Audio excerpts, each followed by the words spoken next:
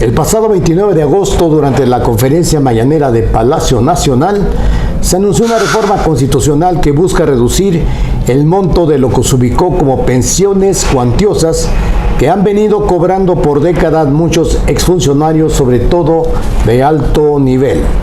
Como se recordará, el 5 de noviembre de 2018 se publicó en el Diario Oficial de la Federación la Ley de Remuneraciones de Servidores Públicos, que reglamentó los artículos 75 y 127 de la Constitución, por lo que nadie podrá ganar más que el presidente, eliminando las pensiones vitalicias para los expresidentes de la República, canonjía expedida en 1987 durante el gobierno del presidente neoliberal Miguel de la Madrid Hurtado. La secretaria Anticorrupción y Buen Gobierno, Raquel Buenrostro, informó que se analiza una reforma de manera particular ante casos de pensiones millonarias de exfuncionarios del periodo neoliberal de Petróleos Mexicanos y de la extinta Luz y Fuerza del Centro en liquidación, que en algunos casos rebasan incluso el sueldo neto de la jefa del Ejecutivo Federal. El tema se ha vuelto polémico porque mientras la presidenta Claudia Sheinbaum señaló que hay algunas pensiones que son ofensivas para el pueblo de México de hasta $1,000,000 mensuales, muchos trabajadores de Luz y Fuerza del Centro, cuando fue liquidada por Calderón, se quedaron en el abandono, mientras otros están recibiendo pensiones millonarias. Tanto Luz y Fuerza como en el caso de Pemex, se están revisando otros casos también de pensiones millonarias de exfuncionarios de todo el periodo neoliberal, explicó la presidenta. Tras el anuncio se dio a conocer la instalación de mesas de trabajo para revisar la legalidad de estas pensiones, no solo en la extinta Luz y Fuerza del Centro, sino en Pemex, CFE y otras dependencias. Pero para hablar a detalle de este asunto, que hoy nos acompaña en nuestra edición del Diván de Utopía, el prosecretario de Jubilados del Sindicato Mexicano de Electricistas y presidente de la Confederación de Jubilados, Pensionados y Adultos Mayores de la República Mexicana, Jorge Herrera Ireta. Jorge, pues agradecemos tu presencia hoy en nuestra emisión. Al contrario, estimado periodista, agradecer este espacio de Cananea TV para aclarar algunos puntos sobre este mensaje que efectivamente el pasado 29 de agosto emitió la secretaria Buenrostro. Jorge Herrera, ¿cómo están valorando los jubilados del SME el anuncio hecho por la presidenta precisamente sobre este tema de las pensiones? ¿Son pensiones doradas? ¿Son pensiones ilegales? ¿Qué pasa con este tema? Bueno, primero que nada aclarar que todas las jubilaciones de los trabajadores sindicalizados, miembros del Sindicato Mexicano de Electricistas, están en términos de lo que establece el derecho adquirido plasmado en el contrato colectivo de trabajo. Nuestra cláusula 64 del contrato colectivo establece los requisitos que hay que tener para acceder a una jubilación. Todos los miembros de este sindicato accedimos a ella en términos del contrato. Las compañeras con 25 años, 6 meses un día, los compañeros que trabajan en riesgo eléctrico, 28 años, 6 meses un día, y el resto con 30 años, 6 meses un día, de tal manera que están perfectamente tipificadas en el contrato colectivo que se reconoce, se ha reconocido después del ilegal decreto de extinción como derechos adquiridos, de tal suerte que el primer señalamiento que nosotros hacemos es de que ninguna de nuestras jubilaciones están al margen del marco contractual. Por tal motivo, son totalmente legales. A ver, Jorge, vamos por partes para que el público del país entienda qué pasa con este tema de las jubilaciones. Tenemos entendido que antes del decreto de extinción, del ilegal decreto de extinción de Calderón del 2009, pues había jubilados, pero había jubilados de base y jubilados de confianza, trabajadores de base y de confianza. Creo que aquí el tema es que no se ha diferenciado quiénes son quiénes y por qué unos cobran más que otros. Es correcto. Del dato que da la Secretaría Buenrostro, habla de 14,073 extrabajadores. Que eran 22,000, me parece, cuando cierra Luz y Fuerza. Al inicio del conflicto, en el cierre de ese año, éramos 22,000 jubilados sindicalizados. Por eso sí vale la pena aclarar que a esta fecha, después de 15 años, sindicalizados jubilados somos un poquito menos de 13,000. Hay quien maneja 12,800, 12,900. El dato no llega a los 13,000. Quiere decir que de los 14,073 que expresa la Secretaría de Buenrostro, son un poco más de 1,000 de los empleados de confianza, que seguramente son los que caen en estos rubros de las pensiones por arriba de los 200,000 pesos mensuales. Nosotros reiteramos y nos deslindamos en este sentido de las jubilaciones del sindicato, de los trabajadores sindicalizados y de los trabajadores de confianza. ¿Por qué? Porque se dio, y esto siempre lo señaló el sindicato en su momento, llegaban administradores que cumplían su periodo por un sexenio o menos, venían con su equipo de trabajo y al final se iban con una jubilación que no correspondía a los requisitos que señala el contrato colectivo. Y eso obviamente que sí fue una carga para la empresa. El sindicato siempre lo denunció, de este tipo de situaciones anómalas, donde seguramente se ha puesto mucho énfasis.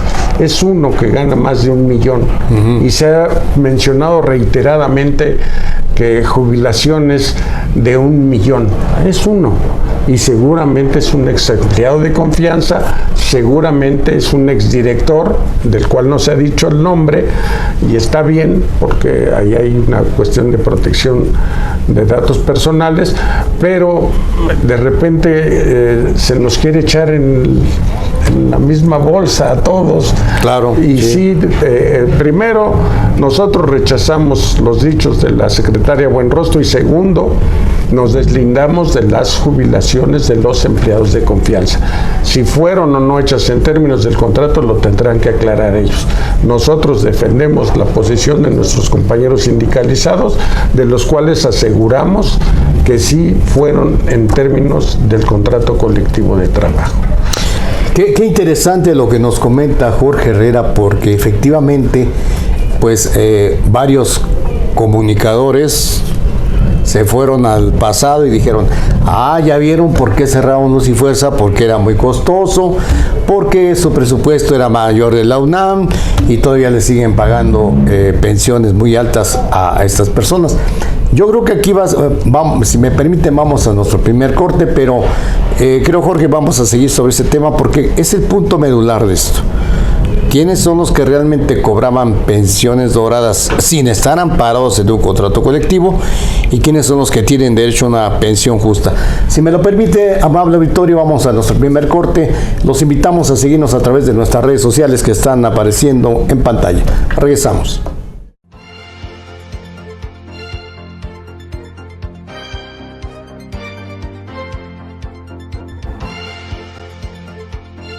Hola, soy Xenia Romo, una joven integrante de una generación que demanda modelos informativos diferentes a los que por décadas nos fueron impuestos por una caduca clase política neoliberal que ocultó las demandas y carencias más sentidas de la población. Por eso los invito a conocer en Cananea Noticias lo más relevante de los movimientos sociales y sindicales del país y del mundo. Y recuerden que aquí en Cananea TV la lucha sigue. Estamos conversando con Jorge Herrera Ireta, prosecretario de jubilados del ESME, que nos está explicando cómo está el tema de las pensiones que fueron mencionadas en la mañanera de los ex trabajadores de Luz y Fuerza del Centro, que como usted recordará fue liquidada de manera arbitraria y autoritaria por el expresidente panista y neoliberal Felipe Calderón Hinojosa. A ver, Jorge, vamos a retomar el tema entonces. Hay trabajadores que se jubilan en base a un contrato colectivo de trabajo. Yo te pregunto, ¿en base a qué criterios se jubilaban los exfuncionarios, en este caso de Luz y Fuerza de Centro? ¿Quién autorizaba estas pensiones? ¿Se las autorizaban ellos mismos? Sí, desgraciadamente así fue, y reitero, el sindicato en su momento documentó este tipo de situaciones. Sin embargo, bueno, no pasaba nada. Esa época no se nos escuchó, y ahora, bueno, el tema también, y yo creo que es importante que la gente lo sepa. Primero, aclarar que no son pensiones, ahí se equivoca la secretaria Buenrostro, son jubilaciones, y la jubilación es un derecho adquirido producto de los años de trabajo y que están respaldadas por un contrato colectivo. La pensión es otra cuestión, pero sí vale la pena aclararlo para que no haya confusión. Son jubilaciones y así se señalan en el presupuesto de egresos como jubilaciones de los extrabajadores de Luz y Fuerza. A ver, Jorge, antes de que continúes, ¿qué diferencia hay entre una pensión y una jubilación? Bueno, la pensión, para el caso de los que acceden por sus semanas cotizadas a una pensión, es producto de la ley. En este caso, nosotros dependíamos de la ley del Instituto Mexicano del Seguro Social. Y la jubilación está amparada por los años de servicio, por los requisitos que nos señala el contrato colectivo, amparado ante una empresa donde se negociaban estas situaciones, estos requisitos, y finalmente entre las partes se decidió poner y establecer las reglas para poder acceder a un contrato. Recordar, la gente seguramente no lo sabe, nuestro contrato colectivo desde el año de 1932 establece como ya un principio la jubilación. Así es que no es una cuestión nueva, somos un sindicato longevo, y el derecho de la jubilación lo adquirimos desde la contratación de 1932. Decir, esto me parece importante y permítanme decirlo, la fracción décima de la cláusula 64, que es la de la jubilación, habla del derecho a la jubilación, y me voy a permitir leer textualmente el texto. Dice: el derecho a la jubilación, una vez cumplidos los requisitos contractuales por parte de los trabajadores, se ajustará estrictamente al criterio uniforme de la jurisprudencia de la Suprema Corte de Justicia de la Nación, referido a su imprescriptibilidad, irrenunciabilidad e inextinguibilidad.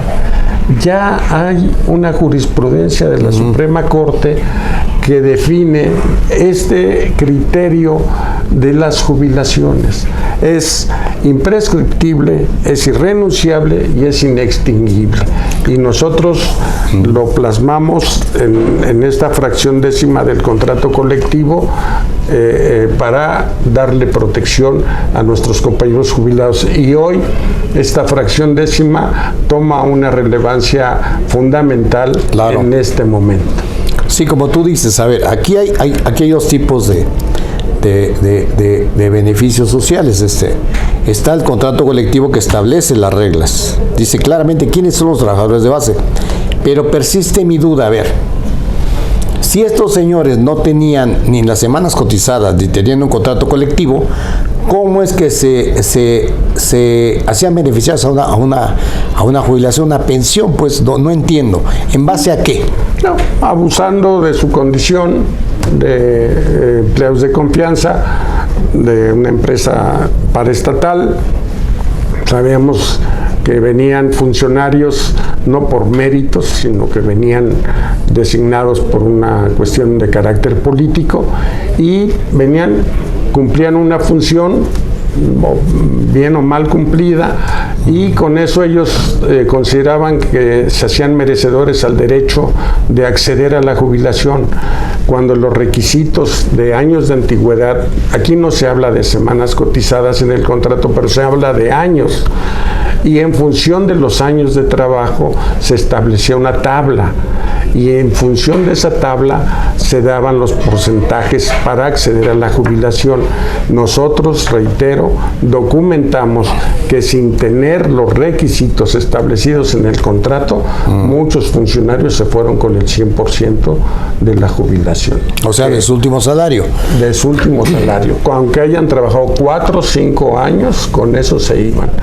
Obviamente, trastocando los requisitos que señala el contrato colectivo. Y me imagino que era de directores, subdirectores, oficiales, y de ese nivel, ¿no? Que eran sueldos muy altos. Así es.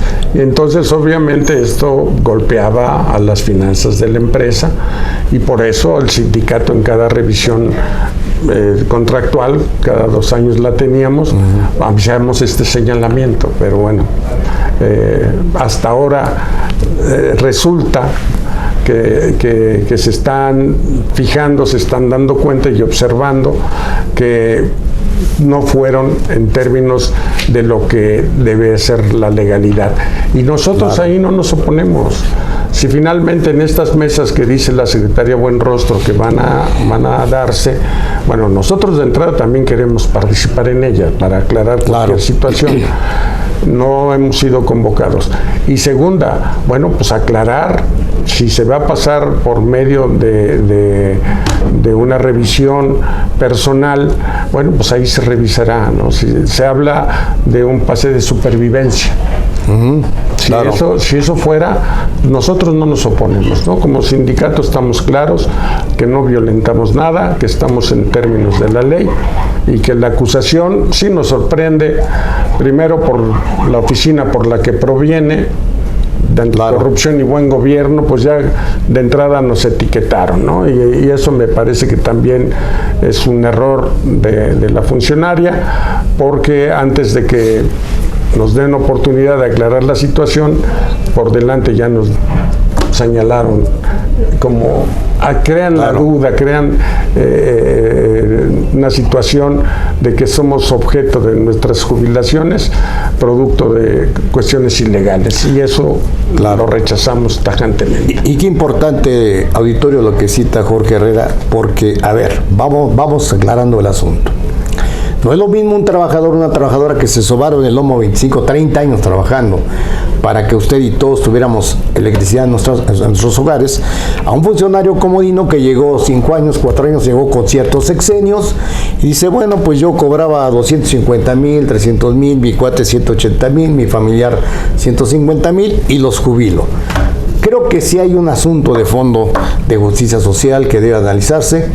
Pero si me permiten, vamos a nuestro segundo corte para continuar con esta entrevista muy interesante que concierne a miles de jubilados de muchas dependencias. Regresamos.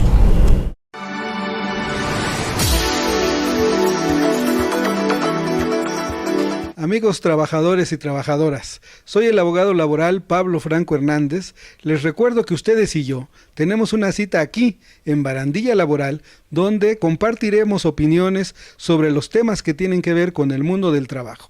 Porque recuerden que aquí en Cananea TV la lucha sigue.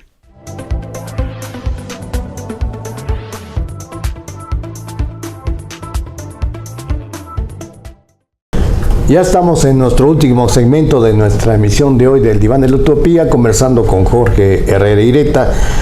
Jorge, pues nos quedábamos en este asunto de los exfuncionarios que se autoautorizaban las jubilaciones como mejor les convenía. Y nadie les decía nada. Como tú dices, los diputados muy dóciles del prianismo decían, habían el presupuesto, las pensiones para esos funcionarios que pues no trabajaban, perdónenme, discúlpenme señores, fueron unos vivales y unas sanguijuelas. Por ejemplo, voy a poner el caso de Jorge Gutiérrez Vera, que fue el último director de Luz y Fuerza, que permitió que una empresa pública se cerrara, fue cómplice del señor Calderón en el mantenimiento de la industria eléctrica del país. Jorge, hablemos un poco de este personaje, Gutiérrez Vera. Bueno, él tuvo 2 etapas en nuestra empresa. Una, cuando estábamos en aquel estado de liquidación que nos impuso Luis Echeverría, él llega en un momento dado como subdirector, porque no teníamos director, dependíamos del director de la CFE, y él se va, y presuponemos que se va jubilado. Y con Calderón regresa a cumplir efectivamente el triste papel del liquidador, el que da fin a nuestra empresa. Y suponemos que se lo vuelven a jubilar, a liquidar. Pues no tenemos los datos, el gobierno los tiene, pero es uno de los personajes que aquí pues entran en esta situación de no tener claro cómo tiene su jubilación. Y así hay otros, está Piñolaya, está Alfonso Caso, está los últimos directores que pasaron, Luis de Pablo, que venían, cumplían, a veces ni cumplían completos el sexenio, por quién los traía, el presidente que los traía, y se iban, se retiraban, y estas son las condiciones que seguramente pues sí tendrán que aclararse, pero reitero, nosotros no tenemos nada que ver y por eso no aceptamos que nos pongan en la misma condición y nos avienten en el mismo saco, haciendo creer que todos los extrabajadores de Luz y Fuerza tenemos una condición irregular o ilegal. Eso no es cierto. Y efectivamente, bueno, pues que lo aclaren. Claro. Y si hay algún sindicalizado que esté en ese supuesto, pues también se tendrá que aclarar. Si se alcanzó en términos de lo que establece el contrato, no tendrá ningún problema. Por eso nos parece interesante e importante estas mesas que se van a establecer, a las cuales, reitero, esperamos que se nos comparta la invitación para poder decir ahí nuestros argumentos. Claro, y qué importante, Jorge, lo que dices. Quizá yo difiero un poquito de ti de decir, no se den a conocer los nombres. Yo creo que sí se tienen que dar a conocer los nombres de estos pillos, porque qué cómodamente se embolsaba este personaje, como dice Jorge, puede ser fulano, mengano, pero que se llevaron $1,000,000 de pesos, ¿no? Sí, qué padre, ¿no? Qué cómodo para este personaje. Yo creo que sí, la ciudad de Huertorzo tiene el deber ante el país de decir, estos fueron los que estaban saqueando el erario del país. Creo que sí hay la responsabilidad porque pues hay muchos casos. Como les comentaba al inicio de nuestra entrevista, en 2018 el presidente López Obrador, bueno, ya la bancada de Morena, antes de tomar posición el presidente López Obrador, pues mandó esta ley federal de remuneraciones de servidores públicos y le quitó las pensiones vitalicias que en el 87 había autorizado Miguel de la Madrid a sus congéneres. Qué padre, también se llevaban los presidentes 200,000 pesos mensuales, pero además, déjeme decirle, tenían guardias de seguridad, tenían como empleados a elementos del Estado Mayor y una serie de cosas. Creo que esto se tiene que acabar en este país, estoy de acuerdo, pero también creo que los trabajadores que ganaron legalmente su derecho a la jubilación, pues no tienen por qué ser afectados. Luz y Fuerza contribuyó con su esfuerzo de muchos de estas generaciones pasadas a levantar la industria eléctrica en el centro del país. Y pues creo que no tienes, como tú dices, Jorge, no hay que cortar con el rasero a todos, claro, porque unos que sí se subían a los postes, se andaban en los cables de alta tensión y sí le chambeaban, Y creo que esa gente que ya es ahora adultos mayores, creo que sí merecen un nivel de vida adecuado. Pero a ver, Jorge, ¿qué van a hacer ustedes? ¿Qué ruta van a seguir? Dices que desgraciadamente todavía no los invitan a las mesas. ¿Qué va a pasar? ¿Cómo van a defender los derechos de sus agremiados?